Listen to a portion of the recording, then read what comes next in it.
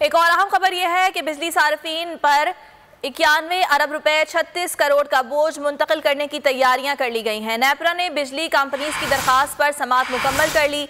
Line losses को कम करने के लिए क्या इकदाम किए जा रहे हैं? चेयरमैन नेपरा की जानिब से ये सवाल किया गया।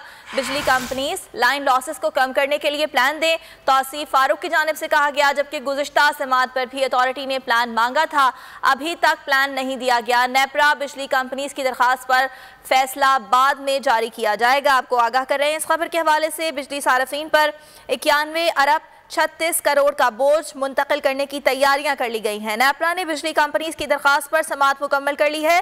लाइन लॉसेस को कम करने के लिए क्या इकदाम किए जा रहे हैं? चेयरमैन नेपरा की जानिब से कहा गया, जबकि बिजली कंपनीज लाइन लॉसेस को कम करने के लिए प्लान दें, तौसीफ फारूक की जानिब से यह भी कहा गया, जबकि चेयरमैन नेपरा का यह भी कहना था कि गुज़िश्ता समाअत पर भी अथॉरिटी ने प्लान मांगा था, अभी तक प्लान नहीं दिया गया। बिजली कंपनीज की दरखास्त पर फैसला बाद में जारी किया जाएगा। बिजली सार्फिन पर 91 अरब 36 करोड़ का बोझ मुंतकिल करने की तैयारियां की जा रही हैं और इस सिलसिले में समाअत हुई। ये कहा जा रहा है कि समाअत मुकम्मल हो गई है।